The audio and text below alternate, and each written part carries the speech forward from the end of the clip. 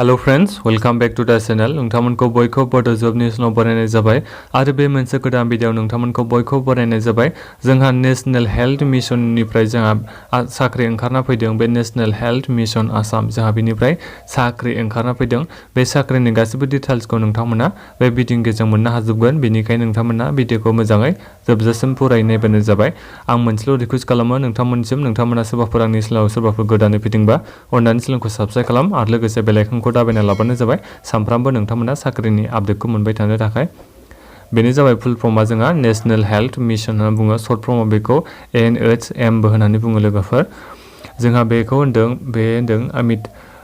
अटल अमृत अभियान society बे माखासे details होनाय दं आरो बे एडभार्टाइजमेन्टआव नोंथांमोना बेफोरखौ फरायबाय थाला आङो नोंथांमोना बेखौ उनाव फरायबानो जाबाय डाउनलड खालामना लाबानो जाबाय नोंथांमोना नटिफिकेशनखौ आं बे नटिफिकेशन लिंकखौ भिडिअनि डिसक्रिप्शनाव होनानै दोनदों बेखौ नोंथांमोना लोगोफोर अनलाइन एप्लाइ खालामनो हागोन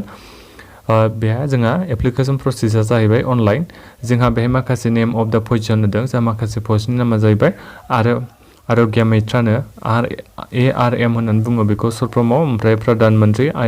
आरोग्य मित्रा होनो जायखौ सर्ट फर्मआव PMAM बो होननानै बुङो बे मोननै आलादा स्किमनि आरो जेनेबा नैबे मोनसेया आरोग्य मित्रा बे जाबाय ARM बियो अटल अमृत अभियान बे मोनसे स्किमनि आरो जोंहा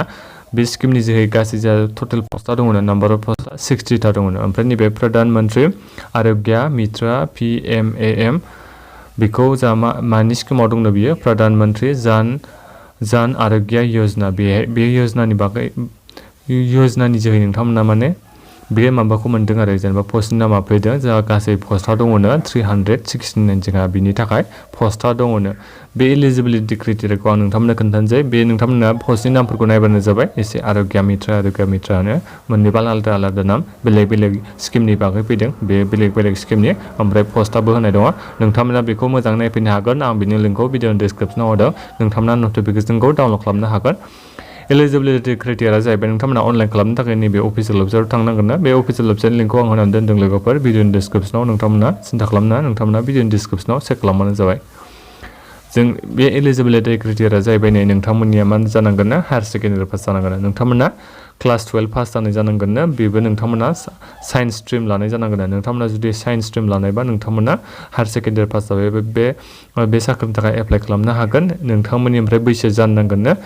एज बिल' नोंथांमोना 30 बोसोरनि गाहायाव जानांगोन जेनेबा 30 बोसोरनि देरसिन बैसोनिफ्रा एप्लाइ खालामनो हानाय नंला जायफोर बिथांमोना 18 बोसोर जाबाय बे 18 बोसोर जानायनिफ्राय जेनेबा 30 बोसोरनि सिङाव दं अब्ला बिथांमोना बे साख्रिनि थाखाय एप्लाइ खालामनो हागोन होनदों बेजों लोगोसे नोंथांमोना आसामिस बुंनो रोंनाय जानांगोन ना इंलिश आरो हिन्दी बे मोनथाम लेंगुवेजखौ नोंथांमोना बुजिनाय जानांगोन होनदों बेजों लोगोसे नोंथांमोना कम्पिउटार रोंनाय जानांगोन ना नोंथांमोननियाव आरो मोनसे थानो नांगोन ना एमप्लयमेन्ट एक्सचेन्ज रेजिस्ट्रेसन नाम्बार थानो नांगोन ना नोंथांमोना बेखौ गैयाबा बानायनानै लानो हागोन लेबर अफिसाव थांनानै डिस्ट्रिक्टनि लेबर अफिसाव थांनानै बेहाय जोंहा सेलेक्सन क्राइटेरियाबो होनाय दङ सेलेक्सन क्राइटेरिया जाहैगोन 100 मार्क्सनि जा एग्जाम जागोन फार्स्टआव बेनि उनाव जोंहा मेक्सिमाम मा होनदों 50 marks will be academic performance नों बे 50 मार्क्सआ जोंहा गासै टटेल मार्क्सआ 100 जागोन लोगोफोर नाथाय बे जा 50 मार्क्सआ नोंथांनि बे मार्कनि सायाव जासिगोन नोंथाङा हायार सेकेन्डारि मोजाङै मार्क लानानै पास जानो हादोंबा नोंथांमोननिया बे 50 मार्क्सआ अब्ला नोंथांनि बे मार्कनि सायाव फैसिगोन आरो नोंथांनि बे हायार सेकेन्डारि मार्कनि सायाव फैसिगोन